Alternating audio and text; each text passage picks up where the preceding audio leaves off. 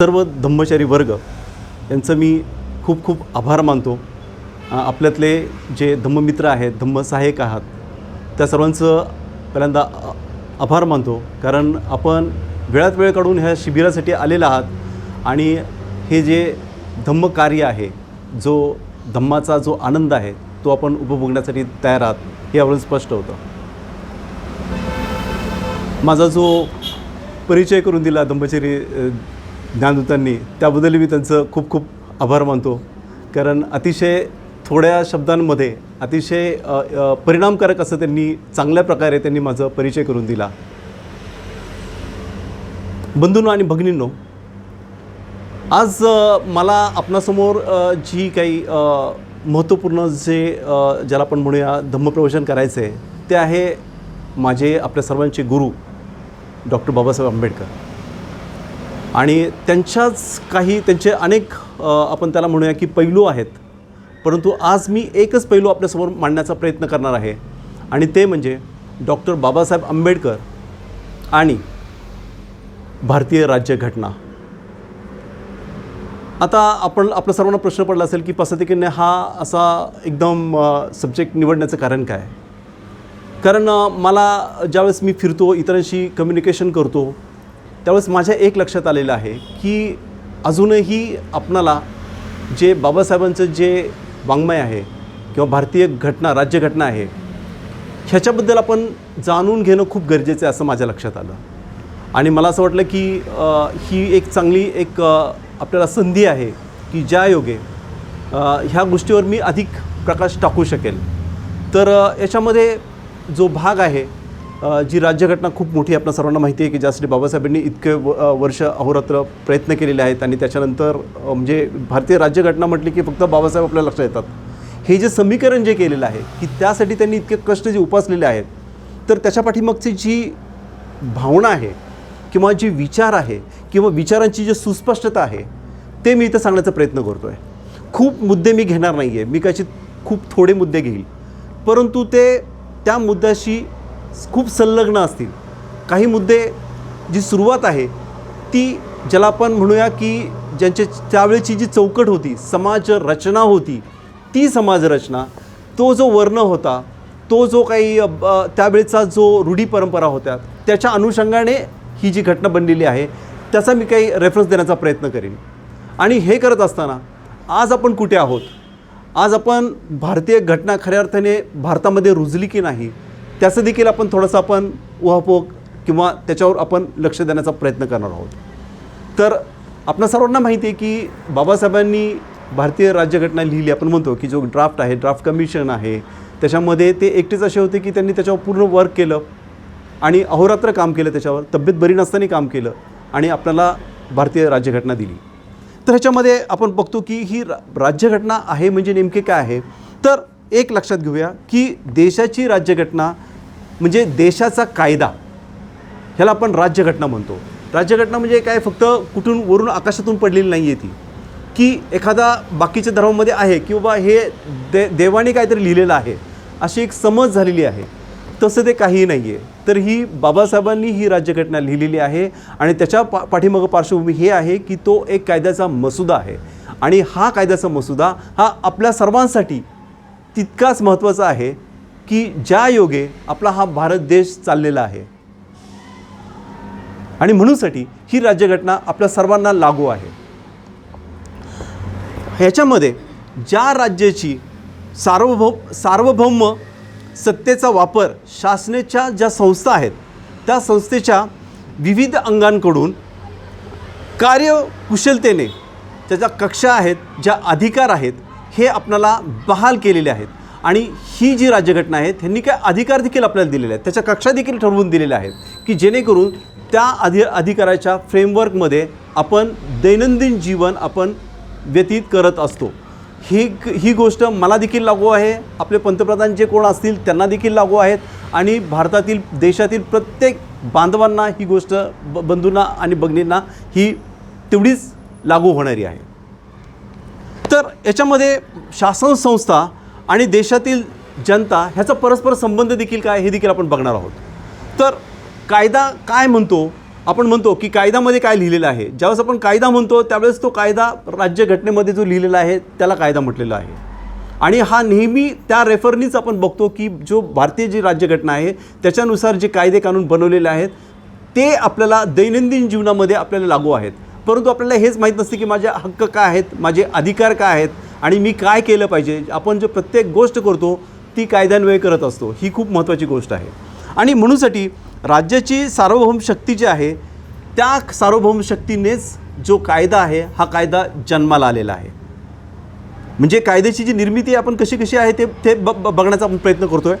आणि मग आपण लक्षात येतो की हा जो कायदा आहे त्याचा काय कालखंड आहे त्याला ती पार्श्वभूमी लक्षात घेतली जाते की विशिष्ट जो देश आहे तो त्या देशामध्ये समजा एखादा कायदा तयार होत असेल, तो कदाचित इंग्लंड असेल, तो कदाचित अमेरिका असेल, ऑस्ट्रेलिया असेल, जापान असेल, त्या धर्माचे जे कायदे आहेत त्या वेळचा जो कालखंड होता त्या कालखंडाचा त्या कायद्यांमध्ये विचार केला जायचा. आणि आजही तो आपण लक्षात येतो की त्यावेळेचा कालखंड जो आहे त्याचा विचार करूनच ही राज्यघटना बनवलेली आहे. ज्या आपल्या भारतामध्ये होती, ज्या आपल्या देशामध्ये होती त्याच्याप्रमाणे हा कायदा तयार झालेला आहे. मग त्याच्यामध्ये आणखी काही गोष्टी आहेत की ज्या देशामध्ये जे कायदे होतात त्याचा इतिहास, समाजव्यवस्था, अर्थव्यवस्था आणि संस्कृती ह्या सर्वांचा जो भाग आहे त्याचा परिपाक ह्या कायद्यामध्ये केला जातो, त्याचा विचार केला जातो आणि मगच तो कायदा केला जातो. म्हणूनसाठी मी मगाशी म्हटलं की हा कायदा जो बनवलेला आहे हा आकाशातून पडलेला नाही आहे. तर यासाठी अथक प्रयत्न केले गेले. बाबासाहेबांनी अनेक देशातील जे कायदे आहेत त्याचा अभ्यास केला आणि मग हे आपली भारतीय राज्यघटना तयार केलेली आहे. त्यामुळं हे एक प्रचंड मेहनतीचं, प्रचंड असं कुशल असं काम जे आहे ते बाबासाहेबांनी त्यांच्या हयातीमध्ये करून दाखवलेलं आहे. आणि ज्याचा आपण लाभ आपण सर्वजण घेतो आहे, ज्याला आपण म्हणतो भारतीय लोकशाही किंवा भारतीय राज्यघटना. ज्यावेळेस आपण जीवन आणि मरण पूर्णपणे आपलं त्या कायद्यावर अवलंबून आहे, असं काम बाबासाहेबांनी आपल्यासाठी करून ठेवलेलं आहे. आणि म्हणूनसाठी मूलभूत कायद्याला ही जनतेची मान्यता असावी लागते आणि हे अपरिहार्य आहे. कारण जर जनतेने जर तो कायदा अंमलात आणलेला नाही तर त्या कायद्याचा काहीच उपयोग होणार नाही. म्हणूनसाठी ती मान्यता असणं हे गरजेचं आहे. मूलभूत जो अधिकार जो आहे तो त्याच्यामध्ये समाविष्ट केलेला आहे. आणि मग आपण बघतो की जे संदर्भ आहेत ते संदर्भ बदलत जातात. जे मूलभूत कायदा आहे तो देखील विकास झाला पाहिजे. म्हणजे एक संदर्भ आहे तो कायदा तसाच असला पाहिजे असं कुठेही लिहिलेलं नाही घटनेमध्ये. तर घटनेमध्ये अशी तरतूद आहे की ज्या वेळेस तो संदर्भ बदलेल, ज्या वेळेस तुम्हाला असं वाटेल की नाही संदर्भ बदललेला आहे, परिस्थिती वेगळी निर्माण झालेली आहे, तर तुम्ही जो कायदे आत्ता अस्तित्वात आहे त्याचा तुम्ही सगळ्यांनी विचार करून मग त्याच्यामध्ये जी योग्य दुरुस्ती तुम्ही सुचवू शकता. आणि अशा अनेक दुरुस्ती आपण पाहिलेल्या आहेत. वेगवेगळे ज्यावेळेस सरकार वेगवेगळं आलं, ज्यावेळेस पक्ष वेगवेगळे आले सत्तेवर, त्यावेळेस त्यांनी वेगवेगळे त्या ज्याला आपण काय म्हणतो दुरुस्त्या म्हणूया, त्या दुरुस्त्या त्यांनी केलेल्या आहेत आणि योग्य दुरुस्त्या केलेल्या आहेत असं त्यांचं म्हणणं आहे. त्यामुळं हा जो कायदा आहे हा ज्याला फ्लेक्झिबल म्हणूया, म्हणजे तो ताठर असा कायदा नाही आहे, तर तो फ्लेक्झिबल आहे. ज्यावेळेची जी परिस्थिती निर्माण होईल त्याला अनुकरून ते जे सरकार असेल, ती जनता असेल, तो निर्णय घेईल आणि त्यांना जो अनुरूप असेल तो योग्य असा कायद्यामध्ये तो जे ॲडिशन म्हणूया ते करू शकतील. आता दुसरी एक गोष्ट आहे की एक महत्त्वाची एक कसोटी आहे इथं, ज्याला आपला हा जो कायदा आहे तो सुरक्षित ठेवण्याच्या दृष्टीने एक कसोटी सांगितलेली आहे. काय कसोटी आहे की आपली जी राज्यघटना आहे, भारतीय राज्यघटना आहे, ती योग्य बदल करेल त्याच्यामध्ये जे परिवर्तन जे आहे ते परिवर्तन खूप दृढ असं असणार नाही आहे. तर त्याच्यामध्ये जराशी तुम्ही विचारपूर्वक त्याच्यामध्ये जी जाणीवपूर्वक ज्या गरजेच्या गोष्टी आहेत त्या तुम्ही त्याच्यामध्ये टाकून योग्य प्रकारे त्याच्यामध्ये बदल करू शकता किंवा ॲडिशन करू शकता त्याच्यामध्ये. म्हणजे असं होणार नाही, जर फ्लेक्झिबलचा अर्थ असा होणार नाही की वारेमाप तुम्ही त्याच्यामध्ये बदल केलं असं होणार नाही आहे. तर जे मूलभूत तत्त्व आहेत घटनेमध्ये, स्वातंत्र्य, समता आणि विश्वबंधुत्व, न्याय, ह्याला कुठेही धक्का लागता कामा नाही. तर हा ढाचा कायम ठेवूनच तुम्ही त्याच्यामध्ये जे काही बदल असतील त्यावेळेच्या परिस्थितीनुसार तुम्ही करू शकता असं घटनेमध्ये त्यांनी सांगितलेलं आहे. आणि मग आपण हे बघूया आता की भारतीय राज्यघटना जी आहे त्याची पार्श्वभूमी काय होती, कशा त्यावेळेची जी सिच्युएशन होती, समाज व्यवस्था होते, समाज मानस जो होता त्यावेळेस ती काय होती की जेणेकरून आपल्याला कायद्याची गरज पडली. कारण आपल्याला सर्वांना माहिती आहे की इतिहासामध्ये आपण जर गेलो तर त्याचे काही संदर्भ आपण बघूया आणि ते संदर्भ या ठिकाणी मला विशद करणं आवडेल, कारण आपल्या सर्वांना हे संदर्भ लक्षात येणं गरजेचं आहे. कारण भारतीय राज्यघटना ह्याला एक मूळ आहे आणि त्यानंतर ती उदयास आलेली आहे. आणि म्हणूनसाठी आपण जाऊया 1857मध्ये. आपल्याला माहिती आहे की इंग्रजांविरुद्ध हिंदू आणि मुस्लिम ह्यांचं एक बंड झालं. पण त्याच्यामध्ये काय झालं की ते बंड ब्रिटिशांनी मोडून काढलं आणि ते मोडून काढल्यानंतर त्याचे परिणाम जे व्हायला पाहिजे ते सगळे झाले, म्हणजे दूरगामी परिणाम झाले. ते चांगले पण झाले आणि वाईट पण झाले. परंतु जे वाईट परिणाम जे झाले ते आपल्या सर्वांना माहिती आहे की काय वाईट परिणाम झाले. कारण शेवटी त्याची जी परिणिती झाली की इंग्रजांना त्यांना भारत सोडून जावं लागलं काही कालांतराने. त्यांनी अनेक वर्ष राज्य केलं भारतावर. परंतु ह्याच्यामध्ये एक गोष्ट चांगली, म्हणजे वाईटमधून पण चांगलं काय होऊ शकतं, तर त्याच्यामध्ये आणखी एक गोष्ट महत्त्वाची आहे. ती म्हणजे की भारताची जी राजकीय सत्ता जी आहे ती ईस्ट इंडिया कंपनीकडून ब्रिटिश पार्लमेंटमध्ये गेली आणि त्या ब्रिटिशच्या राणी ज्या होत्या त्या राणीकडे 1858मध्ये गेली आणि राणीने अनेक अध्यादेश काढले आणि त्या देशामध्ये 1919साठी जे भारतामध्ये जे कायदे केले गेले त्या कायद्यांमध्ये अनेक त्यांनी विशिष्ट कायदे त्यांनी टाकले आणि मग त्यांनी सांगितलं की हे कायदे भारतीयांसाठी चांगले असं त्यांना वाटलं. परंतु आपल्या लक्षात हे आलं त्यावेळेस भारतीयांच्या की ही अनियंत्रित जी राज्यसत्ता आहे ती ब्रिटिशांनी आपल्यावर लादलेली आहे. भारतीयांचं मत ते नव्हतं की आम्हाला तुम्ही आमच्यावर राज्य करावं, हे नव्हतं. परंतु ते अनियंत्रित जे राज्य कारभार जो चाललेला होता हे देखील भारतीयांच्या त्यावेळेस जनमानसाच्या लक्षात आलं आणि ही खूप महत्त्वाची गोष्ट आहे आणि ही वाईटातून चांगली घडलेली ही गोष्ट आहे. आणि म्हणून जो राज्यकारभार आहे तो प्रशासन करते आणि ते नियमबद्ध असला पाहिजे हे त्यावेळेस भारतीयांच्या लक्षात आलं की कोणी येऊन आपल्यावर राज्य करू नये हे भारतीयांच्या लक्षात आलं. म्हणजे आपण पारतंत्र्यामध्ये असताना देखील आपल्याला ही गोष्ट जाणीव होणं ही खूप महत्त्वाची गोष्ट आहे की आपण पारतंत्र्यामध्ये आहेत. आणि म्हणूनसाठी आपण अनेक ठिकाणी एक वाक्य ऐकतो की गुलामांना ते गुलाम आहेत ह्याची जाणीव जोपर्यंत करून होत नाही तोपर्यंत तो खऱ्या अर्थाने पेटून उठणार नाही. तो स्वातंत्र्य समता आणि विश्वबंधुत्व यासाठी तो प्रयत्न करणार नाही आणि ही खूप महत्त्वाची गोष्ट आहे. त्यामुळे ही गोष्ट मला इथे सांगायची वाटते की त्यावेळेस भारतीयांच्या ही लक्षात आलं होतं की हे आपल्यावर अन्याय होतो आहे. आणि मग ही अनियंत्रित जी सत्ता जी आहे त्यावेळेस आपण पाहिलेली होती की त्यावेळेस आणीबाणीची देखील परिस्थिती त्यावेळेस निर्माण झालेली होती आणि हे संपूर्ण आपल्या भारतीय लोकांना हे सहन करणं क्रमप्राप्त होतं. आणि त्याच वेळेस दोन गोष्टी निर्माण झाल्या. एक म्हणजे राष्ट्रीय भावनेची प्रखर अशी जाणीव जनमानसामध्ये निर्माण झाली आणि दुसरी जी गोष्ट आहे ती म्हणजे जनतेमध्ये आपल्याला स्वातंत्र्य पाहिजे ही एक मूलभूत जागृती आणि जाणीव निर्माण झाली. आणि ह्या दोन गोष्टी अत्यंत महत्त्वाच्या होत्या. ब्रिटिशकालीन ही जी व्यवस्था होती ज्यांनी आपल्यावर राज्य केलं, भारतावर राज्य केलं, त्यावेळेस ह्या दोन महत्त्वाच्या गोष्टी आपल्याला सर्व जनमानसांमध्ये त्या बिंबल्या गेल्या, त्यांना त्याची अनुभूती निर्माण झाली आणि ही अत्यंत महत्त्वाची गोष्ट आहे. आणि म्हणूनसाठी एक सूत्र आहे, ते सूत्रच मी वाचून दाखवण्याचा प्रयत्न करतो की सत्ता जेवढी अनियंत्रित असेल तेवढ्या त्या सत्तेकडून स्वतःचा घात करणाऱ्या चुका जास्तीत जास्त होत असतात. आणि आपण पाहतो की ही गोष्ट हे जे सूत्र आहे हे सर्व ठिकाणी आपल्याला लागू झालेलं आहे. म्हणजे ब्रिटिशांच्या वेळेस पण तसं झालेलं आहे. अनियंत्रित सत्ता असेल त्यावेळेस काय होतं. आणि आपण हे पण बघितलेलं आहे भारत स्वातंत्र्य झाल्यानंतर देखील सत्ता परिवर्तन अनेक वेळेस झालं.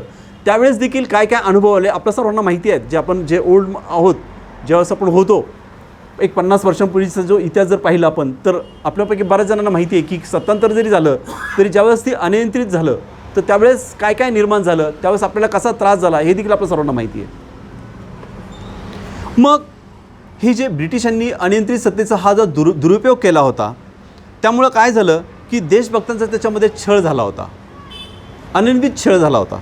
आणि मग विचार, उच्चार, मुद्रण स्वातंत्र्य आणि गळचेपी झाली होती भारतीय बांधवांची आणि भगिनींची. आणि हे त्याच्यामधून एक आपल्या निष्कर्ष लक्षात येतो की त्यावेळेस हे सगळं झाल्यामुळं ते लोक पेटून उठले. त्यांच्या लक्षात आलं की नाही, हे लोक परकीय आक्रमण आमच्यावर होतं आहे, आम्ही काहीतरी केलं पाहिजे.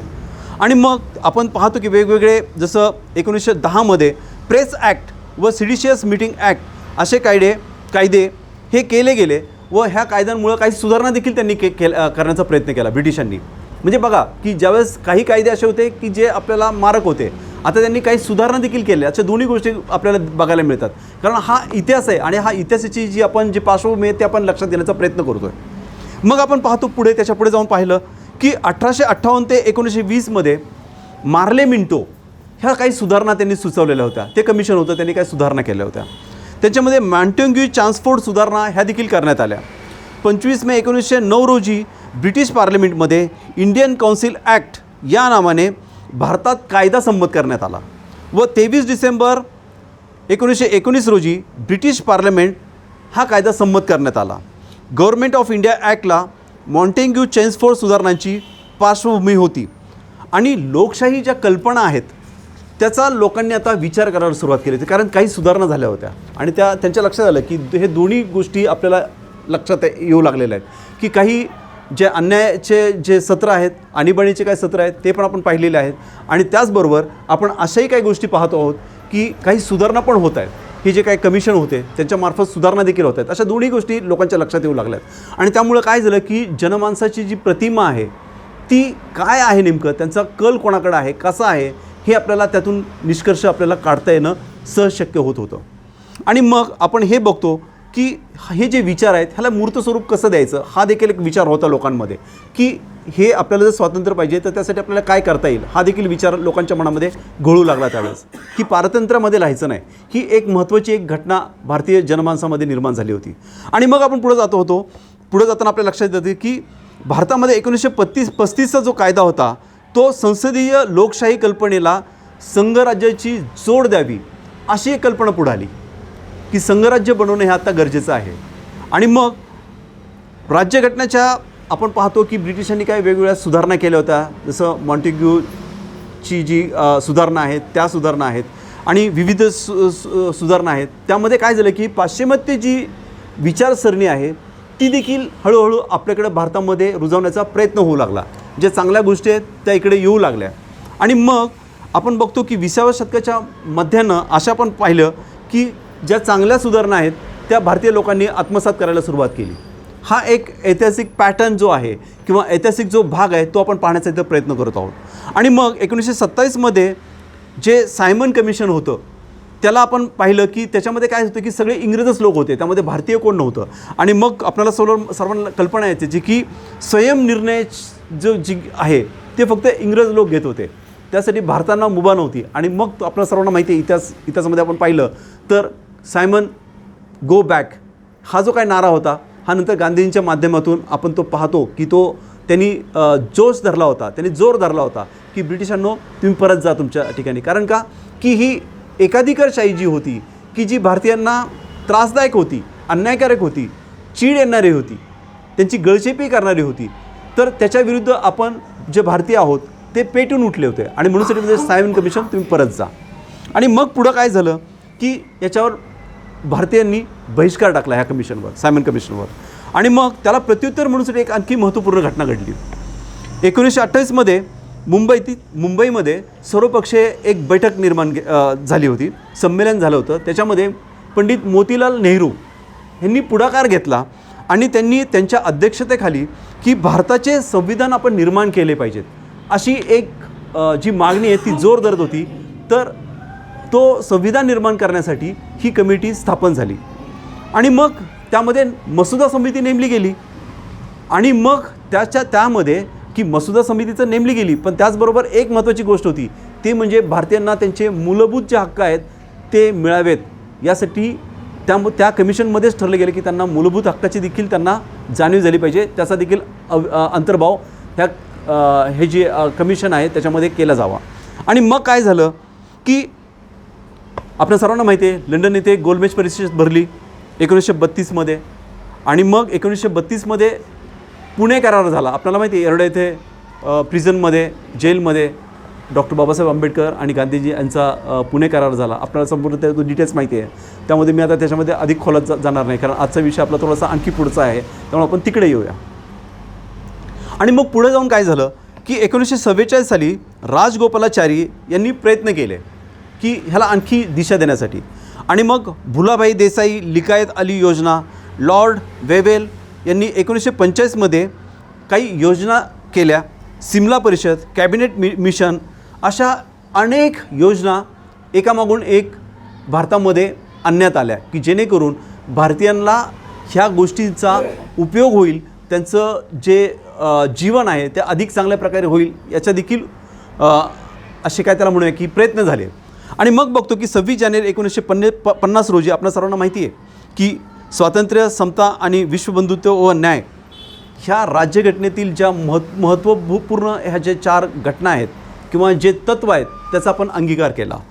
आणि ही एक अत्यंत महत्त्वाची अशी गोष्ट भारतामध्ये घडली होती, कारण आपण घटनेचा त्यावेळेस आपण स्वीकार केला होता. आणि मग आपण पुढे येतो की घटनामध्ये न्याय देखील हा एक भाग आहे. तर आपण म्हणतो की भारतीय घटनेमध्ये न्याय ही एक आधारस्तंभ आहे. आणि हा आधारस्तंभ काय हे देखील आपण थोडक्यात पाहण्याचा प्रयत्न करणार आहोत. आणि मग न्याय म्हणजे त्यामध्ये 3 महत्त्वपूर्ण प्रणाली होत्या. हे सिद्धांत आहेत, ते सिद्धांत देखील मी सांगण्याचा प्रयत्न करतो, कारण हे आपल्या कानावरून जर गेले तर आपल्या लक्षात येईल की त्यावेळची परिस्थिती काय होती, त्यावेळेस कसा विचार केला गेला. आणि अशा परिस्थितीमध्ये ह्या संपूर्ण बाबीचा अनेक विद्वान ह्या मंडळी जे होते ते कसे विचार करत होते, कसं भारतामध्ये त्यांच्या जे कर्तृत्व आहे त्याचं कसं कॉन्ट्रीब्यूट करत होते की जेणेकरून भारतीय जनसामान्य माणसांचं जे जीवन आहे ते अधिक चांगल्या प्रकारे कसा करता येईल ह्यासाठी इतर लोक देखील प्रयत्न करत होते. आणि मग हे जे 3 महत्त्वपूर्ण जे प्रणाली आहेत ते आपण पाहूया की पहिली प्रणाली आहे विधिमंडळ, कार्यकारी मंडळ व न्यायमंडळ. असे ह्या 3 जे घटक आहेत यांच्यामार्फत राज्य किंवा स्टेट ज्याला म्हणूया या कायद्यांची ते घोषणा करणं आवश्यक आहे, असा एक विचार होता. आणि मग याच्यामध्ये काय केलं गेलं की रॉस्को पॉन्ड हा एक प्रवक्ता होता. ह्याची तत्त्वप्रणाली होती. हे जे पहिलं प्रिन्सिपल जे मी तुम्हाला सांगितलं. आणि मी कायद्याचा अभ्यासक आहे, म्हणजे त्यावेळेस हा रॉस्को पॉन्ड यांनी खूप चांगलं काम केलेलं आहे ज्युरिस्प्रुडन्स वगैरे अशा स्वरूपामध्ये, की ही जी न्यायप्रणाली आहे त्याला खऱ्या अर्थाने त्याच्यावर संशोधन त्यांनी केलं आणि कशाप्रकारे न्यायप्रणाली अधिक चांगली कशी होऊ शकते यासाठी त्यांनी खूप कार्य केलेलं आहे. तर त्याच्यामध्ये कायद्यांप्रमाणे आपण हे स्वीकारलं पाहिजे असं ह्या रॉस्को पॉन्डचं म्हणणं होतं. त्याच्यानंतर दुसरी कार्यप्रणाली काय होती की कायद्यांच्या कक्षेबाहेर अशी ही कार्यप्रणाली होती. आणि याच्यामध्ये आपण काय पाहिलं की कायद्याप्रमाणे ही नव्हती, तर त्याच्यामध्ये कायद्यांच्या मर्यादेचं उल्लंघन करून व्यक्तिनिरपेक्ष असावं असं हे दुसरं तत्त्व होतं. आणि तिसरं तत्त्व काय होतं की न्याय संकल्पना वर्गसापेक्ष मानत नव्हतं. मग न्याय संकल्पना वर्गसापेक्ष जर मानते तर न्याय हा वर्ग न्याय म्हणजे क्लास जस्टिस आणि वर्गहीन न्याय म्हणजे ज्याला क्लासलेस जस्टिस असतो. आणि ह्याचा खोलवर विचार करायला सुरुवात झाली. म्हणजे बघा की न्याय संकल्पना वर्गसापेक्ष मानते, तर ह्या ज्या 2 गोष्टी आहेत क्लास आणि क्लासलेस, ह्या 2 जे घटक आहेत ह्या घटकांचा देखील विचार करण्यात आला, कशा स्वरूपात ह्या रुजवल्या गेल्या पाहिजेत. हे एक सिद्धांत आहेत आणि हे सिद्धांत देखील ह्याचा विचार केला गेला. मग पुढं काय झालं, आधुनिक न्यायशास्त्र ज्याला आपण मॉडर्न ज्युरिस्प्रुडन्स म्हणतो आपण, ह्याच्यात नैसर्गिक तत्त्वे काय आहेत हे आपण पाहणार आहोत. कारण नैसर्गिक तत्त्वे आपण म्हणतो की ज्यावेळेस आपण लॉचं जर आपण अभ्यास जर केला असेल तर आपल्या लक्षात येते की त्यामध्ये नैसर्गिक तत्त्वांचा विचार केला जातो. आणि हे जे नैसर्गिक तत्त्वे आहेत तर त्याच्यामध्ये ज्या 5 बाबी महत्त्वाच्या आहेत त्या मी तुम्हाला सांगण्याचा प्रयत्न करतो. तर त्याला आपण म्हणतो की एखादी अशी कोणती घटना घडली तर त्याबाबत 1 नंबर आहे पूर्वसूचना देणं, ज्याला आपण नोटीस देणं म्हणतो, त्याला नोटीस द्यायचं. 2 नंबर आहे युक्तिवाद देण्याची पूर्ण संधी त्या व्यक्तीला द्यायची किंवा त्या पार्टीला द्यायची. त्याच्यानंतर 3 वादी आणि प्रतिवादी यांच्या जो पुरावे येतील त्याची साधक बाधक विचार केला पाहिजे त्याचा, आणि त्याप्रमाणे आपण अनुकरण केलं पाहिजे किंवा त्याप्रमाणे ॲक्ट केलं पाहिजे. आणि 4थी आहे बुद्धिनिष्ठ न्याय द्यायला पाहिजे, की व्यक्ती कोण आहे समोर असा विचार न करता जे बुद्धीला आणि जे कायद्याला धरून आहे तशाप्रमाणे आपण न्याय दिला पाहिजे. आणि 5वी जी आहे ती वादी अथवा प्रतिवादीने स्वतःच्या अभियोगात न्यायाधीश होऊ नये. ही का बरं अशी संकल्पना आली असेल, कारण काय होतं की वादी आणि प्रतिवादी ज्यावेळेस एकत्र येतात त्यावेळेस प्रत्येकाला वाटतं मी जे करतोय म्हणजे मीच तुम्हाला न्याय देतोय, म्हणजे मी आता न्याय देणारा मी आहे, जजचं तिथं काम नाही, अशी एक धारणा लोकांमध्ये होती. आणि ती होऊ नये म्हणूनसाठी हे कलम टाकलं गेलं किंवा ही एक संकल्पना टाकली गेली, हा एक सिद्धांत टाकला गेला. थोडंसं किचकट असेल हे, परंतु हा संपूर्ण हा जो भाग आहे ही पार्श्वभूमी आहे की आपण जे आजची घटना ज्याला म्हणतो राज्यघटना म्हणतो, तर ह्या राज्यघटनेला कसं त्याचं एक स्टेप पुढे गेलेली आहे कशी उत्क्रांती होत गेलेली आहे, त्याचं जे डेव्हलपमेंट कशी होत गेलेली आहे, त्याचा हा जो भाग आहे, त्याचं बॅकग्राऊंड आहे, हे मी सांगण्याचा प्रयत्न करतो आणि हे अत्यंत महत्त्वाचं आहे. आणि मग आपण बघितलं की त्यावेळेसचे जे विचारवंत होते ते विचारवंत, त्यामध्ये ऑस्टिनवादी, नव ऑस्टिनवादी विचार परंपरा, तसेच केल्सन, स्टॅमलर, न्यायतत्त्वज्ञ आपापले सिद्धांत त्यांनी मांडलेले होते. आणि मग काय झालं की आपण आता एक आणखी महत्त्वाच्या टॉपिककडे येणार आहोत आणि ते म्हणजे की भारतीय राज्यघटनेची उद्देश पत्रिका, ज्याला आपण सरनामा देखील म्हणतो किंवा ज्याला आपण प्रिॲम्बल देखील म्हणतो. आपल्याला माहिती आहे का की आपण प्रिॲम्बल कधी वाचतो? जो विचार आहे, जो ठराव आहे ह्या प्रिॲम्बलचा, हा पंडित जवाहरलाल नेहरूंनी 13 डिसेंबर 1946 रोजी मांडला. आणि जर आपण पाहत असाल जे समोर जे दिसतंय, हे समोर मधला जो आपल्याला जो चित्र दिसतंय, त्याच्यामध्ये हे जे प्रिॲम्बल आहे, भारताचे संविधानचं जे संक्षिप्त जे पिक्चर आहे, ज्याला घोषणामा म्हणतो, तो समोर आहे, तो जाहीरनामा आहे. आणि त्याच्यावर पूर्ण आपली राज्यघटना अवलंबलेली आहे. त्याला आपण प्रिॲम्बल म्हणतो. आणि ते काय आहे ते आपण समजून घेण्याचा आपण प्रयत्न करणार आहोत. ते अत्यंत महत्त्वाची गोष्ट आहे. तर ह्या उद्देशपत्रिका किंवा हा जो सरनामा आहे, त्या ह्या सरनाम्यामध्ये काही घटक सांगितलेले आहेत. तर ते 6 घटक कोणते आहेत ते मी तुम्हाला सांगण्याचा प्रयत्न करतो आहे.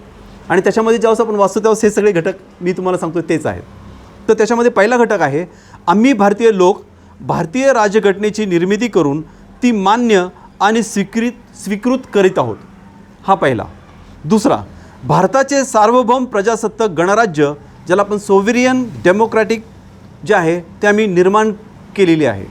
तिसरं, भारताच्या सर्व नागरिकांना सामाजिक, आर्थिक आणि राजकीय न्याय देण्याचे कार्य करणे. 4, विचार, उच्चार, श्रद्धा, धर्म आणि उपासना स्वातंत्र्य देण्याचे कार्य यामार्फत होते. 5, दर्जा व संधीची समान संधी सर्वांना मिळते.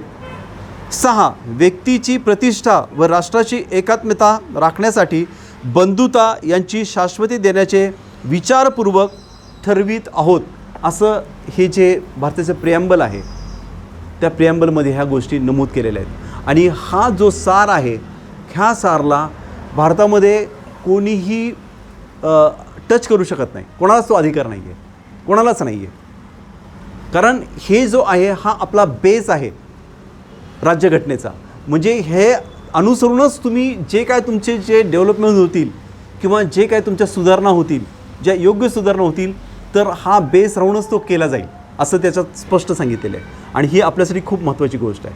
म्हणजे स्वातंत्र्याचा विचार जर केला, समानतेचा जर विचार केलेला आहे, विश्वबंधुत्वाचा जर विचार केलेला आहे, न्यायाचा जर विचार केलेला आहे, तर किती बारकाईने ह्या गोष्टीचा अभ्यासपूर्वक त्या गोष्टी मांडलेल्या आहेत हे आपल्या सर्वांच्या लक्षात आल्याशिवाय राहणार नाही. आणि हीच गोष्ट मी आपल्या निदर्शनास आणून देतो की एक महत्त्वाची एक मजल आहे, ही खूप उत्क्रांती केलेली आहे, क्रांतिकारी पाऊल बाबासाहेबांनी ठेवलेलं आहे. मग आपण हे जर आपण काळजीपूर्वक ही जी घटना आहे, राज्यघटना जर पाळली, तर आपल्या जीवनमानामध्ये, मग ते जीवनमान असेल, आर्थिक असेल, सामाजिक असेल, धार्मिक असेल, राजकीय असेल, ह्या विविध अंगामध्ये आपल्याला अधिक चांगल्या प्रकारे आपल्याला त्याचा उपयोग करून घेता येतील. समानता आपल्याला त्याच्यामध्ये, विश्वबंधुत्व आपल्याला त्यामध्ये पाळता येण्यासारखं आहे. आणि मग आपण पुढं पाहतो की भारतामध्ये वॉरेन हेस्टिंग येण्यापूर्वी न्यायाची कल्पना काय होती. आपल्याला सर्वांना माहिती आहे की जो समाज त्याचा जन्म ज्या वर्णामध्ये होत असेल त्या वर्णावर आधारलेली होती. आपल्याला माहिती आहे की भारतामध्ये जे वर्णद्वेष आहे, वर्णपद्धती आहे, ही एकसारखी नव्हती, समानता नव्हती त्याच्यामध्ये, तर विषमता आपण सर्वांनी पाहिलेली आहे. आणि मग त्याच्यामध्ये बघितलेले आहेत की आपण वेगवेगळे जे पंथ आहेत किंवा जे वर्ण जे आहेत ते आपल्या सर्वांना माहिती आहेत. आणि ही उतरंड होती, ही इथं समानता नव्हती. जर म्हणूनसाठीच ते एक महत्त्वाचं आहे की एकावर दुसरा, दुसरावर तिसरा, तिसरावर चौथा, अशा प्रकारे ते वर्ण विभागले गेलेले होते. आणि त्याच्यामुळे काय होतं की एक विशिष्ट वर्गालाच जी सुविधा मिळायला पाहिजे ती सुविधा मिळत होती. जसं शैक्षणिक सुविधा होती ती विशिष्ट वर्ण उपभोगत होता, परंतु जो शूद्र होता, अस्पृश्य होता, त्याला ती सुविधा मिळत नव्हती. जर त्यांनी तसं काय प्रयत्न केला तर असं ठेवून हिंदू धर्मामध्ये असं देखील सांगितलेलं आहे की त्याच्या कानामध्ये तप्त असं शिसं ओतलं गेलं पाहिजे. आपण पाहतो या सगळ्या गोष्टी. त्यामुळे इथं असमानता होती, विषमता होती. आणि ह्या विषमतेतून बाहेर येण्यासाठी बाबासाहेबांनी ही तरतूद केली होती. आणि मग आपण पुढं जाऊन असंही पाहतो की दैववादी संकल्पना होती, कर्मसिद्धांत होते आणि शेकडो वर्ष नव्हे अनेक वर्ष ही संकल्पना ही भारतीय जनमानसावर बिंबवण्याचा विशिष्ट लोकांनी अतोनात प्रयत्न केला. त्यातून त्यांना बाहेर येण्याचं धाडस करू दिलं नाही आणि जे कोणी असे धाडस करत असतील त्यांच्यावर लगेच त्यांनी आसूड उगवण्याचा प्रयत्न केला. हे सर्वांना आपल्याला माहिती आहे, हा इतिहास आहे आणि हा इतिहास आपल्याला माहिती असणं खूप गरजेचं आहे. आणि मग आपल्याला माहिती आहे की भारत हा जो देश आहे हा अनेक खेडेपाड्यांनी बनलेला आहे आणि मग हे खेडेपाडे एकत्र होणं गरजेचं आहे, त्यांना सुविधा मिळणं गरजेचं आहे, त्यांना ज्या मूलभूत ज्या सुविधा आहेत त्या मिळणं गरजेचं आहे. आणि हे करत असताना पुढं आपण पाहिलं की अलीकडंच काँग्रेसने त्यांचे भारतीय राज्यघटनेचं 42वी जी दुरुस्ती केलेली होती त्या दुरुस्तीबाबत अनेक चर्चा उलट सुलट अशा चर्चा केल्या गेल्या. आणि ह्या चर्चा करत असताना त्याच्यामध्ये प्रामुख्याने काही महत्त्वपूर्ण गोष्टी ज्या होत्या की प्रजासत्ताक गणराज्य, स्वातंत्र्य, समता, बंधुत्व, न्याय ह्या मूल्यांवर आधारित काय काय गोष्टी आहेत त्या बेस धरला जाणं ही महत्त्वाची गोष्ट सर्वांच्या लक्षात आली. त्याचबरोबर राज्यघटना आणि राजेशाही ही जी विषमता आहे, आपापसातलं जे वैर आहे हे पहिल्यांदा कमी केलं पाहिजे, किंबहुना ते वैर काढूनच टाकलं पाहिजे किंवा ते होणार नाही याकडे लक्ष दिलं पाहिजे. त्याचबरोबर जे अन्याय जे आहेत, जे अत्याचार आहेत, जे रूढी परंपरा आहेत तर रूढी परंपरा देखील संपवल्या पाहिजेत असे देखील सूर यामागून उदयास आले. आणि आपल्याला माहिती आहे की ह्या दरम्यान आपण वेगवेगळे ज्या समाज सुधारणा झाल्या तर आपल्याला माहिती आहे की जसं सतीची जी चाल होती, ही जी रूढी परंपरा होती ती बंद करण्याचा प्रयत्न केला गेला. किंवा आपण हे बघितलेलं आहे की त्याच दरम्यान आपण ज्यावेळेस भारत स्वातंत्र्याकडे जे वाटचाल करत होता त्यावेळेस अनेक सुधारणा झाल्या. त्याच्यामध्ये आपण हे बघितलं की अस्पृश्यांना जे विहीर आहेत ते विहिरीतलं पाणी देखील भरू देत नव्हते. त्यावेळेस आपण पाहिलं की अनेक जण पुढं आले, जसं महात्मा ज्योतिबा फुले आले, त्यांनी हे चळवळीत भाग घेतला त्यांनी त्यावेळेसचा आणि त्यांनी अमूलाग्र असं काम केलेलं आहे भारतीय जनतेसाठी. आणि ही एक महत्त्वपूर्ण एक गोष्ट आहे की इतक्या अगोदर त्यांनी हे काम केलेलं आहे. म्हणून श्री बाबासाहेबांचे जे गुरु होते त्या अनेक गुरूंपैकी महात्मा ज्योतिबा फुले हे एक गुरु होते. त्याचं प्रमुख कारण ते की समाजासाठी जी जागृती केली पाहिजे, समाजासाठी जी कळकळ जी आहे ती याच्यामधून दिसून येते की ज्या अंधश्रद्धा आहेत किंवा रूढी परंपरा आहेत, दैववाद जो आहे तो त्यांनी झुगारून दिला होता. आणि ही एक संकल्पना खूप महत्त्वपूर्ण आहे की उगीच कोणालाही बाबासाहेबांनी गुरु मानलेलं नाही आहे. त्यावेळेस तर तोडीचे अनेक जण होते, अनेक विद्वान होते, अनेक पंडित होते, परंतु बाबासाहेबांनी त्यांना कधी गुरु मानलेलं नाही आहे. परंतु असे जे विद्वान होते किंवा असे जे महापुरुष होते की ज्यांनी भगवान बुद्ध म्हणूया किंवा कबीर म्हणूया किंवा आपण हे बघतो महात्मा ज्योतिबा फुले, ह्यांना काम मानण्याचं कारण आहे की त्यांनी लोकांसाठी हे जे तळमळीचं कार्य केलं आणि त्यांचं उत्थानासाठी जे काम केलं हे अद्वितीय ठरलेलं आहे. आणि ही इथं महत्त्वपूर्ण गोष्ट आहे, ते आपल्याला लक्षात घेणं गरजेचं आहे. मग आपण पुढे गेलो की शिक्षणामध्ये देखील काय सुधारणा झाल्या. मग शिक्षणामध्ये सुधारणा झाल्या, मग नवी पिढी काय करते की ते म्हणतात आम्ही आता सुशिक्षित आहोत. आणि मग त्यांच्यामध्ये आपण काय बदल पाहतो का? आजची परिस्थिती काय आहे, सामाजिक परिस्थिती काय आहे की शिक आहे, उच्च शिक्षित झाला, कॉलेजचं ग्रॅज्युएशन केलं, कदाचित उच्च विद्याविभूषित झाले, परंतु जर टेंडन्सी जर पाहिली, विचार प्रक्रिया जर पाहिली तर लोकशाहीला धरून आहे का लोकशाहीच्या विरोधात आहे ह्याचा देखील सर्वांनी विचार करणं खूप गरजेचं आहे. आणि ही आजची ही शोकांतिका आहे, कारण विद्वान होणं ही गोष्ट वेगळी आहे, परंतु आपण लोकशाहीची जी मूल्य आहेत ते मूल्य आपण खऱ्या अर्थाने जोपासतो की नाही जोपासत, हा खरा महत्त्वाचा प्रश्न आहे. कारण ज्या आताचा आपण जे चॅनल पाहतो तो काय दाखवतो, त्याच्यामध्ये हे जे मूल्य आहेत लोकशाहीचे ते आहेत का आणखी रूढी परंपरेकडे जात आहेत. हे जे आता तुम्ही पाहता की टी व्हीवर कोणतीही जी जर तुम्ही मालिका जर पाहिली तर त्याच्यामध्ये अंधश्रद्धेचं खत पाणी घातलं जातं, आहे की नाही असं. मग हे जर अंधश्रद्धा जर असेल, रूढी परंपरा जर तिथं जर जोपासवत असतील एक विशिष्ट पद्धतीने जाणीवपूर्वक हे देत असतील तर ह्याच्यातून मतपरिवर्तन कसं होईल तरुणांचं. आणि जर ते होत नसेल तर शिक्षण घेऊन लोकांसाठी ते पुढं जाऊन काय काम करतील किंवा घटनेप्रमाणे राज्यघटनेप्रमाणे काम करतील का? जी लोकशाही आपण जे मानतो किंवा जी अभिप्रेत आहे भारतीय राज्यघटनेमध्ये ती खऱ्या अर्थाने आपण जोपासतो का, हा एक प्रश्न महत्त्वाचा आहे आणि याचा विचार होणं ही गरजेची गोष्ट आहे.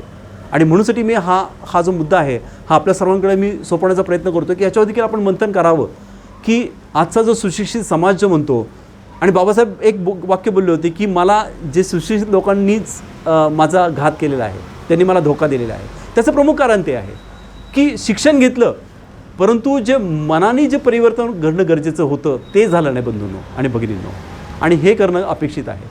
मग ते आपलं घर असेल, आपल्या घरापासून आपण सुरुवात केली पाहिजे, समाजामध्ये आपण सुरुवात केली पाहिजे की नाही हे असं घडलं पाहिजे, जिथं लोकशाही रुजली पाहिजे. पण आज आणखी एक चित्र आपल्याला दिसतं की हे एक खेड्यातील लोक हा एक भाग आहे आणि एक शहरातील जे युवक आहेत किंवा जे सुशिक्षित लोक आहे यांचा भाग आहे. खेड्यातील जे लोक आहेत जरी जास्त शिक्षित नसतील तरी ते एकत्र होतात, त्यांची संघटना वगैरे लगेच फोफावं लागते आणि ते काहीतरी काम सुरू करतात. शहरामध्ये काय होतं की प्रत्येक जणांना असं वाटतं की मला जास्त कळते त्यामुळे ते एकत्र येण्याचा तसा प्रयत्न करत नाही शहरामध्ये. आणि मग काय होतं, ते काय करतात शहरातले लोक, हे जे बहुजनचे जे नेते असतात त्यांना ते तयार करतात, त्यांच्या माध्यमातून ते एखादी संस्था वगैरे काहीतरी काम सुरू होतं, पक्ष निर्माण होतो आणि त्यांच्या कालाने ते कुठं आपल्याला काय मिळतं आहे का हा भाग बघितला जातो आणि मग कार्य केलं जातं. त्याच्यामध्ये त्यांच्या मनासारखंही होत नसेल, परंतु जर आतून जर पाहिलं तर हेच लोक बहुजनांचा तिरस्कार करताना देखील आपल्याला दिसतात. तुम्ही विचार करा, मी सांगतो त्याला योग्य आहे की अयोग्य आहे, तुम्हाला जर जसं चॅलेंज करायचं तुम्ही करू शकता मला, पण ही वस्तुस्थिती आहे मित्रांनो आणि खूप दाहक वस्तुस्थिती आहे. आणि म्हणूनसाठी आत्ता ही वेळ आहे की आपला जो समाज आहे, आपण ज्याला म्हणतो की नाही हा समाज माझा आहे आणि लोकशाही जे मूल्य आहेत ते आम्ही सर्वजण पाळतो. तर जर आपण लोकशाहीचे मूल्य जर आपण पाळत आहोत तर आपण हा विचार करतो का की खऱ्या अर्थाने की मी भारतीय राज्यघटनेप्रमाणे वागतो का. हे जे मूल्य आहे लोकशाहीचं हे एकदम महत्त्वपूर्ण मूल्य आहे, त्या मूल्याप्रमाणे मी वागतो का, हा आपल्या सर्वांसाठी प्रश्न आहे. आणि ह्यासाठी आपण वारंवार प्रयत्न केले पाहिजेत. एखादी गोष्ट जर कळायला नाही तर आपण विचार विनिमय केला पाहिजेत. आपल्याकडे सगळे ज्याला आपण म्हणतो सिनियर मोस्ट धम्मचारी गण इथं आहेत, त्यांच्याशी आपण बोलू शकता. खूप लोक आहेत की ज्यांचा बाबासाहेबांवर खूप अतिशय प्रदीर्घ असा किंवा खोलवर असा अभ्यास आहे. आपण त्याची जाऊन चर्चा केली पाहिजे. त्या जे विद्वान मंडळी आहेत, विचारवंत लोक आहेत, त्यांना आपण इथं बोलवलं पाहिजे जास्तीत जास्त वेळेस आणि आपण त्यांच्याकडून शिकलं पाहिजे ह्या सगळ्या गोष्टी, की जेणेकरून आपलं जे ज्ञान आहे ते अधिक सुस्पष्ट होण्यासाठी मदत होईल. आणि ही आज काळाची गरज आहे की आपण एकत्र जमलं पाहिजे आणि आपण धम्माभ्यास देखील केला पाहिजे. आणि बाबासाहेबांचे जे वाङ्मय आहे, जी भारतीय संहिता आहे, भारतीय जे राज्यघटना आहे, ह्याचा आपण सखोल अभ्यास करणं गरजेचं आहे.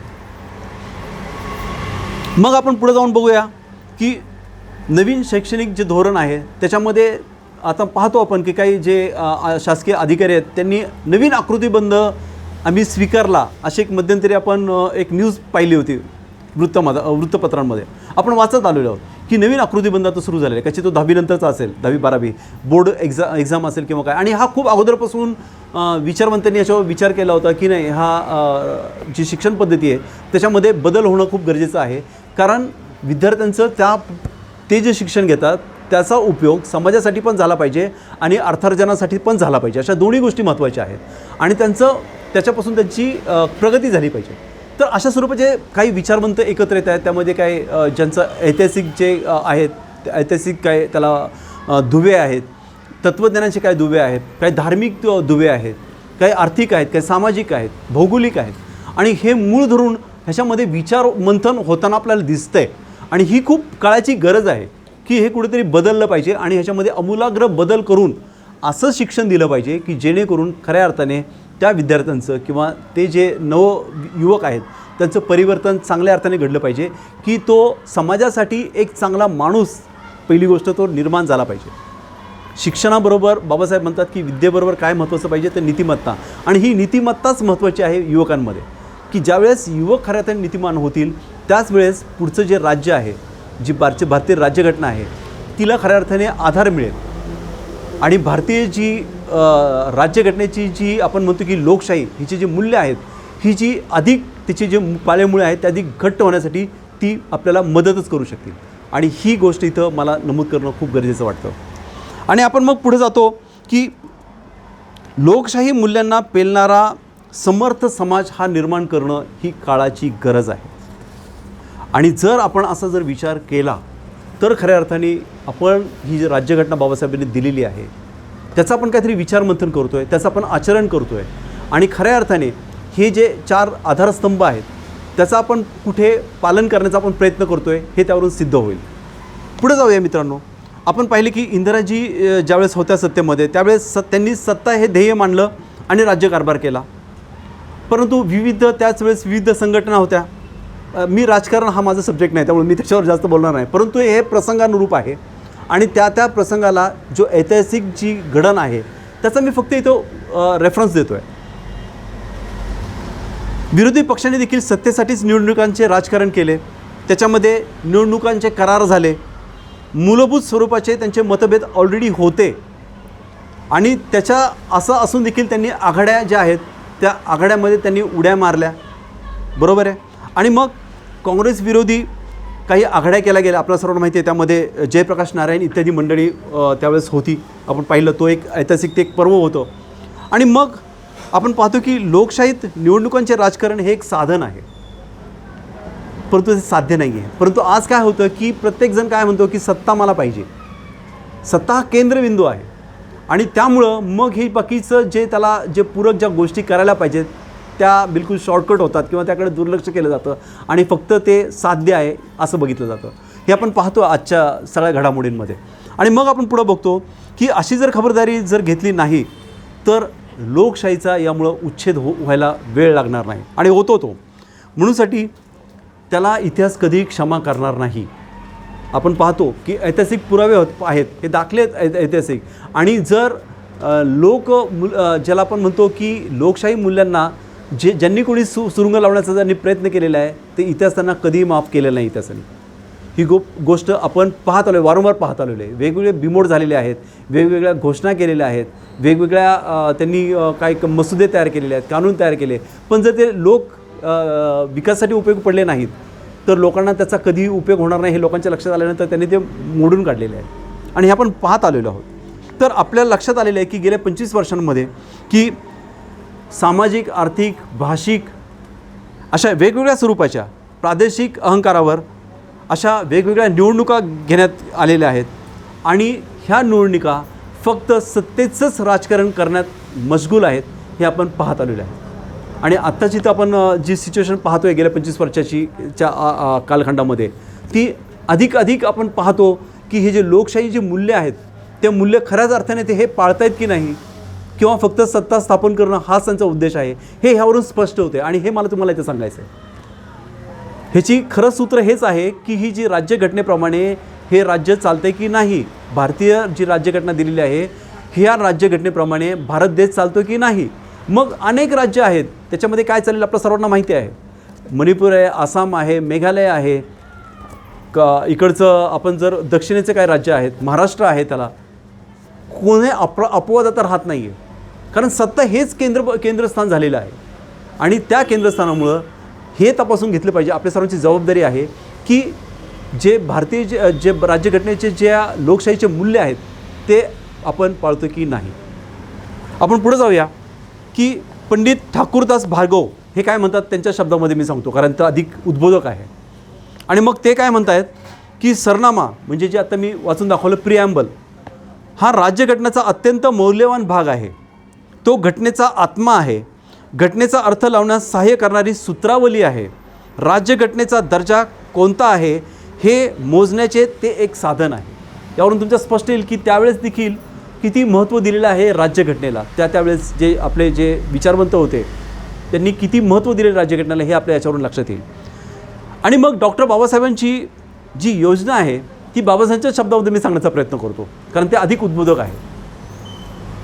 भारतासारख्या घटना निर्मिती करण्याची उशिरा संधी मिळालेल्या देशाने इतर देशाच्या राज्यघटनांची दोषांची नक्कल किंवा कॉपी करू नये असं बाबासाहेब स्वतः म्हणतात. ही वेळ घटनात्मक विधिनियमांद्वारे किंवा ज्याला आपण म्हणतो by the laws of constitution ह्या देशाची अर्थव्यवस्था किंवा इकॉनॉमी आणि राज्यव्यवस्था किंवा ज्याला पॉलिटिकल स्ट्रक्चर निश्चित करण्याची आहे. हे बाबासाहेबच सांगतात की ही जी पॉलिटिकल जो ढाचा आहे हा किती महत्त्वाचा आहे आणि हा कशा स्वरूपाचा असला पाहिजे हे बाबासाहेबांनी आपल्याला स्पष्टपणे इथं नमूद केलेलं आहे. आणि मग आपण पुढे येतो, राजकीय लोकशाहीची कल्पना ही आणखी 4 जे स्तंभ आहेत किंवा 4 मूल्य आहेत ते पण काय ते आपण थोडक्यात पाहण्याचा प्रयत्न करूया. आणि यामध्ये आपण हे पाहतो की एक जो मूल्य आहे किंवा प्रथम क्रमांकाचं आहे, व्यक्ती हे ध्येय आहे. The individual is an end in himself. Number 2, व्यक्तीचे काही अधिकार अदेय ज्याला इनअलायनेबल आहेत व त्या अधिकारांच्या सुरक्षिततेची हमी राज्यघटनेने दिली पाहिजे असं सांगतात. राज्यघटनेबद्दल बघा काय बोलतात ते. 3, कोणत्याही व्यक्तीला सुखसोयी प्राप्त करून देताना त्या व्यक्तीला राज्यघटनेने दिलेले अधिकार सोडून देण्याची किंवा ज्याला रिलिंक्विश वेळ येऊ नये. 4, राज्यांनी कोणत्याही खाजगी व्यक्तींना इतरांवर राज्य करण्याचे अधिकार देऊ नये. कोणीही आपल्यावर राज्य करता कामा नये. येऱ्यागावळ्याचं काम नाही आहे कोणी आपल्यावर राज्य करावं. हे घटनेने आपण तुम्हाला मला अधिकार दिलेले आहेत. ह्याचा आपण विचार करणं गरजेचं आहे. इतकं सिस्टमॅटिक त्यावेळेस विचार झालेला होता. आणि मग बाबासाहेबांची ही जी योजना होती ही अशी होती की नागरिकांना जर त्यांच्या स्वातंत्र्याची प्राप्ती करून घ्यायची असेल आणि त्यांच्यावर जाचक बंधने लादली जाऊ नयेत असे वाटत असेल तर केवळ सरकारच्या अधिकारांवर बंधने किंवा मर्यादा घालून उपयोग नाही, तर अर्थव्यवस्था श्रीमंत वर्गात जाण्याच्या शक्यतेचाच नायनाट आवश्यक आहे असं बाबासाहेब स्वतः म्हणतात. किती उद्बोधक आणि किती महत्त्वपूर्ण आहे हे आपल्या लक्षात आलं असेल. राज्यघटनेला बाबासाहेबांनी किती महत्त्वपूर्ण मानलेलं आहे आणि बाबासाहेब काय म्हणतात, कारण आपल्यावर कोणी अधिकार गाजवता कामा नाही आहे. म्हणजे स्वातंत्र्य, समता, विश्वबंधुत्व आणि न्याय हे जे प्रमुख 4 आधारस्तंभ आहेत, हे आधारस्तंभ हे भारतीय राज्यघटनेचं मूळ आहे. आणि ही जी आपली ज्याला आपण म्हणतो की ही जी राज्यघटना बनवलेली आहे ही आपल्या सर्वांसाठी आहे. ही कायदा आहे आणि कायदा आणि सुव्यवस्था जर आपल्याला ठेवायची असेल, जर आपल्या सर्वांचा विकास करायचा असेल तर भारतीय राज्यघटना किती महत्त्वाची आहे आणि बाबासाहेबांनी ही राज्यघटना आपल्या सर्वांसाठी दिलेली आहे. त्याचं आपण प्रत्येकाने पालन करणं आणि आपल्याबरोबर जे इतर बांधव आहेत त्यांना देखील आपण त्याबद्दल सांगणं हे देखील तितकं महत्त्वाचं आहे. आपल्या सर्वांना माहिती आहे मित्रांनो की बाबासाहेबांनी बरेच आपण म्हणतो की धर्म, राजकारण, समाजकारण अनेक गोष्टींचा त्यांनी अभ्यास केलेला आहे. आणि मला इथं तुम्हाला सांगावंसं वाटतं की बाबासाहेबांनी ज्याला अर्थव्यवस्था आहे, अर्थव्यवस्थेबद्दल आपल्याला माहिती आहे की बाबासाहेबांचा अतिशय हातखंडा हा विषय होता. आणि मग डॉक्टर वेल्बी, हे वेल्बीचं कमिशन होतं. आपल्या सर्वांना ही गोष्ट माहिती असेल पण तुम्हाला सांगतो की विद्वान जी व्यक्ती असते ती कशी असते आणि विद्वान व्यक्ती किती विनम्र असते हे बाबासाहेबांच्या एक उदाहरणावरून मला तुम्हाला सांगण्याचं एक प्रयोजन आहे. तर ते वेल्बी कमिशन भारतामध्ये आलं आणि त्यांनी एक परिषद निर्माण केली आणि त्यामध्ये त्यांनी सांगितलं की रुपयाचं जे विनियोग आहे तो कसा करायचा याबद्दल त्यांची ती त्याला म्हणूया की कमिशन ते नेमलं गेलं. आणि मग हे लोक जे विद्वान होते त्यांच्याबरोबर बाबासाहेबांना देखील निमंत्रण होतं. बाबासाहेब पण त्या कमिटीमध्ये अंतर्भूत होते. आणि मग हे जे वेल्बी आहेत त्या वेल्बींनी काय केलं की प्रत्येकाला विचारलं किंवा तुमचं मत काय. आणि मग जे विद्वान मंडळी होती जगातली त्यांनी हा विनिमय कसा करायचा रुपयाचा, अर्थव्यवस्था कशी आपल्याला अधिक चांगली करता येईल, बळकट करता येईल याबद्दल प्रत्येकाने सांगितलं होतं. आणि मग असं करता करता बाबासाहेबांचा नंबर शेवटी आला. आणि मग ह्या वेल्बींनी त्यांना विचारलं की बाबासाहेब आता सर्वांनी सांगून झालेलं आहे त्यामुळे आता तुमच्याकडून काय ऐकण्याचं आता तसं काही कारण नाही आहे, कारण सर्वांनी काय आहे विनियोग हा रुपयाचा कसा केला पाहिजे, अर्थव्यवस्था कशी सुदृढ केली पाहिजे हे सर्वांनी सांगितलेलं आहे, त्यामुळे तुमचं आता नाही ऐकलं तरी चालण्यासारखं आहे. मग त्यांना बाबासाहेबांनी अतिशय विनम्रपणे सांगितलं. ही गोष्ट खूप महत्त्वाची आहे की बाबासाहेबांनी विनम्रपणे त्यांना सांगितलं की मिस्टर वेल्बी, तुम्ही हे सर्वांचे जे ऐकून घेतलं नाही, हे सगळे विद्वान जी मंडळी आहेत, जे अर्थशास्त्रज्ञ आहेत, जगातून आलेले जे अर्थशास्त्रज्ञ आहेत, त्यांनी जे तुम्हाला जे इथं सांगितलं, जे रेफरन्सेस दिलेले आहेत, जे काय सांगितलं त्याचं जे पुस्तक आहे तर माझ्या पुस्तकातून त्यांचे उतारे दिलेले आहेत. आणि आता दुसरी महत्त्वाची गोष्ट मी तुम्हाला सांगतो त्याच्या पुढे की हे जे पुस्तकाचा अर्धा भाग आहे तो मी अजून लिहिलेला नाही आहे. तो जर तुम्हाला पाहिजे असेल तर तो मीच लिहू शकतो. मग मी तुम्हाला सांगतो की काय आहे काय नाही. त्यांनी ताबडतोब माफी मागितली, बाबासाहेबचा हात धरला, त्यांनी माफी मागितली की माझी चूक झाली कारण म्हटलं तर मी तुम्हाला ओळखलं नाही. आणि मग त्यांनी ह्या ज्या कमिशनमध्ये बाबासाहेबांनी तुम्हीच रुपयाचा विनियोग कसा करावा हे तुम्हीच लिहावं असं त्यांनी सांगितलं किंवा त्याच्यावर त्या कमिटीवर त्यांना बेन केलं. तर जे थोर पुरुष आहेत त्यामधले डॉक्टर बाबासाहेब आंबेडकर आहेत, तर त्यांनी कशाप्रकारे अशा जे परिस्थितीमध्ये की विनम्रपणे आपला जो मुद्दा आहे तो पटवून दिला आणि आपलं जे थोरपण आहे ते त्यांनी त्यांच्या कृतीतून त्यांना दाखवून दिलं, ही खूप महत्त्वपूर्ण गोष्ट आहे. अशा मी अनेक गोष्टी तुम्हाला सांगू शकतो, परंतु आता मला असं वाटतं की बराचसा वेळ झालेला आहे. माझा आता हा वेळ हा महत्त्वाचा जो आजचा टॉपिक होता याच्यासाठी मला माहिती आहे की भारतीय राज्यघटनेवर आपण महिनोन्महिने जरी बोललो तरी मित्रांनो ते खूप कमी आहे. कारण त्यासाठी बाबासाहेबांनी त्यांची पूर्ण हयात घालवलेली आहे की हे करण्यामध्ये त्यांचा जो अनुभव आहे तो त्यांनी त्या घटनेमध्ये अगदी तोलामोलाचे शब्द वापरून तो दिलेला आहे. त्यामुळं खूप अत्यंत अप्रतिम असं ते त्यांनी त्याला म्हणूया की राज्यघटना बनवलेली आहे, ज्याच्यामध्ये आपण ही जे लोकशाहीचे मूल्य आहेत ते रुजलेले आहेत हे आपण पाहतो. त्यामुळं अधिक वेळ न घेता आपण माझं सर्वांनी शांतपणे ऐकून घेतलं आणि मला इथं सर्वांनी बोलण्याची संधी दिली त्याबद्दल मी TBMSG येरवडा शाखेचे मी आभार मानतो. सर्व धम्मचारी, धम्मसहाय्यक, धम्म मित्र या सर्वांचे आभार मानून आजचे 2 शब्द इथं समाप्त करतो. जय भीम.